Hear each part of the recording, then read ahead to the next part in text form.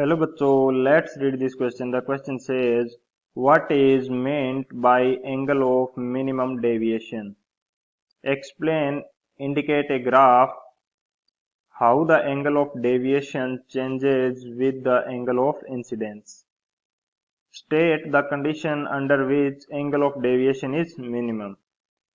तो इस क्वेश्चन के अंदर हमसे क्या पूछा गया है कि जो एंगल ऑफ मिनिमम डेविएशन है उससे क्या मीनिंग रहता है, इसको एक्सप्लेन करना है. एंड जो मिनिमम एंगल ऑफ डेविएशन है वो एंगल ऑफ इंसिडेंस के साथ किस प्रकार से चेंज होता है उसके लिए एक ग्राफ प्लॉट करना है. एंड हमें वो कंडीशंस फाइंड आउट करनी है जिनके अंदर जो एंगल ऑफ डेविएशन होगा वो हमारे पास क्या होगा, मिनिमम. तो इसके लिए जो की कंसेप्ट है वो डिस्कस करते हैं हम लोग. बात करें यदि की कंसेप्ट की, तो की कंसेप्ट ये हमारे पास क्या हो जाएगा इस क्वेश्चन के लिए, की कंसेप्ट हो जाएगा angle of minimum deviation. Angle of minimum angle of minimum deviation इसको शो करेंगे हम डेल एम से. ये हमारे पास क्या हो जाएगा, एंगल ऑफ मिनिमम डेविएशन. इसकी जो डेफिनेशन है वो हमारे पास क्या हो जाएगी, पर्टिकुलरली जब क्या होता है कि जो एंगल ऑफ इंसिडेंस होता है यदि वो इक्वल हो किसके, एंगल ऑफ इमरजेंस के, तो उस कंडीशन के अंदर जो डेविएशन एंगल होता है वो हमारे पास क्या होता है, एंगल ऑफ मिनिमम डेविएशन. या कह सकते हैं कि उस कंडीशन के अंदर हमारे पास जो डेविएशन होता है वो क्या होता है, minimum.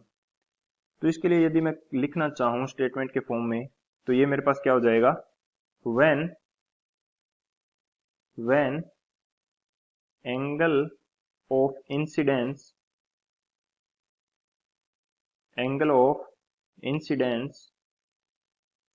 is equal to angle of emergence,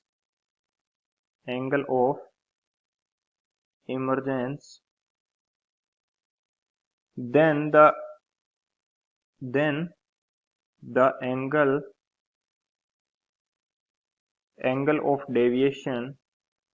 the angle of deviation is called as angle of minimum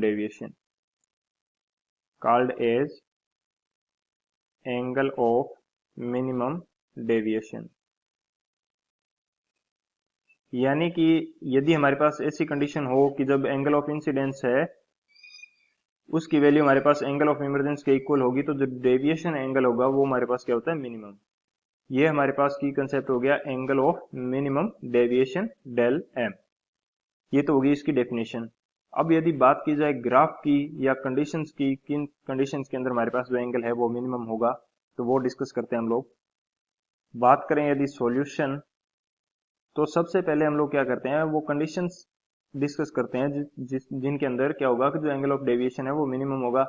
उसके बाद हम लोग क्या करेंगे, ग्राफ प्लॉट करेंगे ताकि ग्राफ हमें अच्छे से समझ आ सके. तो फर्स्ट जो कंडीशन होती है कि जो हमारे पास यदि एंगल ऑफ इंसिडेंस आई है इसकी वैल्यू एंगल ऑफ इमरजेंस ई के इक्वल हो जाए, तो उस कंडीशन के हमारे पास डेविएशन होता है डेल, ये हमारे पास क्या होता है, डेल्टा एम.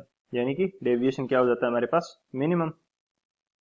तो एक हमारे पास कंसेप्ट होता है प्रिज्म के लिए, जो डेविएशन एंगल है डेल्टा, इसकी वैल्यू किसकी इक्वल होती है, डेल्टा की वैल्यू हमारे पास इक्वल होती है आई प्लस ई माइनस ए के इक्वल, आई प्लस ई माइनस ए के इक्वल. एंड सेकेंड जो हमारे पास कंसेप्ट है वो हमारे पास क्या हो जाएगा, जो ए होता है एंगल ऑफ प्रिज्म ए, इसकी वैल्यू होती है R1 प्लस R2 के इक्वल.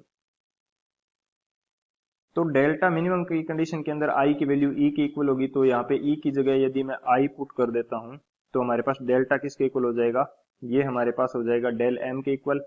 एंड इसकी वैल्यू हमारे पास क्या आ जाएगी, ये हमारे पास आ जाएगी 2i माइनस ए के इक्वल. ये हमारे पास किसके इक्वल आ गई, 2i माइनस ए के इक्वल.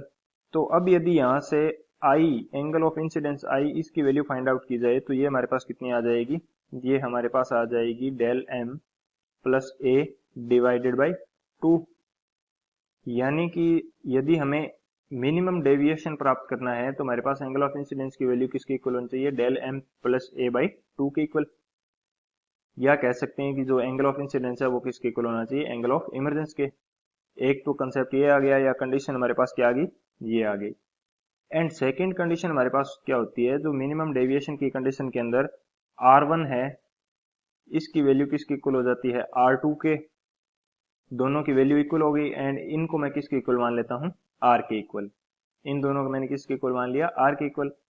तो यहां से जो मेरे पास, यदि मैं R की वैल्यू फाइंड आउट करना चाहूं, यानी कि R1 की जगह मैं R पुट कर देता हूं एंड R2 की जगह भी मैं R पुट कर देता हूं, तो मेरे पास जो R की वैल्यू निकल के आएगी वो मेरे पास कितनी आ गई, ये मेरे पास आ गई a बाई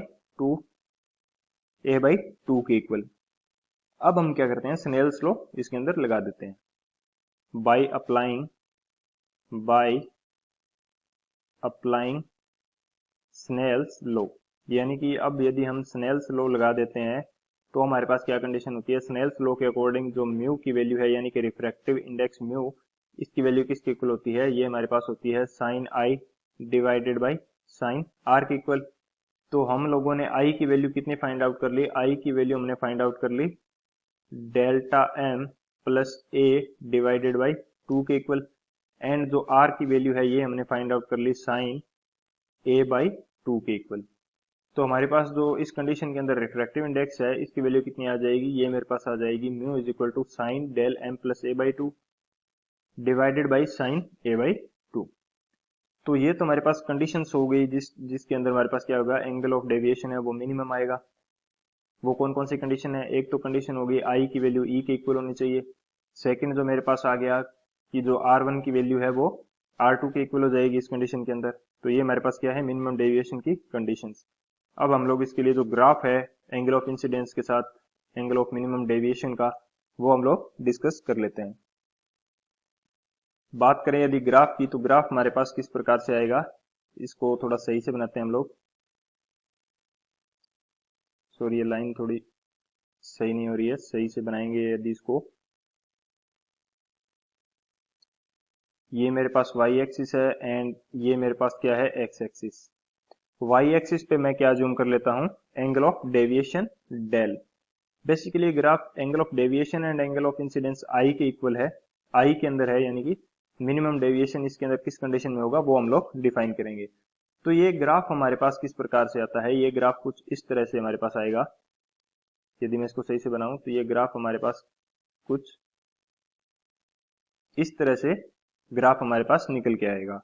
एंड जो हमारे पास ये वैल्यू होगी, ये वैल्यू ऑफ डेविएशन की जो ये वैल्यू है, ये हमारे पास किसके इक्वल होगी, ये हमारे पास इक्वल होगी डेल एम के। यानी कि ये डेविएशन क्या होगा यहाँ पे मिनिमम, एंड इस कंडीशन के अंदर जो एंगल ऑफ इंसिडेंस है आई की वैल्यू वो किसके इक्वल हो जाएगी, इमरजेंस एंगल ई के इक्वल हो जाएगी। एंड ये मेरे पास पॉइंट आ गया जहाँ पे क्या है, मेरे पास एंगल ऑफ डेविएशन क्या है, मिनिमम है मेरे पास। एंड यदि इसके लिए और कंसेप्ट देखना चाहें तो हमारे पास दो पॉइंट्स ऐसे आएंगे जिनके ऊपर जो हमारे डेविएशन एंगल है उनकी वैल्यू क्या होगी, इक्वल होगी। एक तो ये पॉइंट जो मैंने ड्रॉ किया अभी डैश डैश से, एंड एक जो सेकंड पॉइंट है ये जो ड्रॉ किया है, यहाँ दोनों के लिए, दोनों कंडीशन के लिए जो हमारे पास डेविएशन एंगल है इसकी वैल्यू क्या है, इक्वल, एंड आई की वैल्यू क्या है, डिफरेंट। एंड यदि मैं सेकंड इसके लिए ग्राफ के लिए सेकंड पॉइंट की बात डिफाइन करना चाहूं, तो फर्स्ट यदि हम एंगल ऑफ इंसिडेंस बढ़ाते हैं तो हमारे पास क्या आता है, जो डेल्टा की वैल्यू है ये हमारे पास क्या होती है, कम होती है। डेल्टा की वैल्यू ये शुरुआत में, या डेविएशन की वैल्यू हमारे पास कम हो रही है। फिर ये एक बढ़ाते बढ़ाते यदि जब आई की वैल्यू ई के इक्वल हो जाएगी तो ये डेल्टा मिनिमम को टच कर लेगा। एंड उसके बाद में जब हम आई इंसिडेंस एंगल की वैल्यू बढ़ाएंगे तो हमारे पास जो डेविएशन एंगल है उसकी वैल्यू हमारे पास क्या हो जाएगी, बढ़नी स्टार्ट हो जाएगी। ये हमारा पास क्या हो गया, ग्राफ हो गया deviation angle and angle of incidence के बीच में। So this is our final answer. I hope you understood it well. Best of luck. Thank you.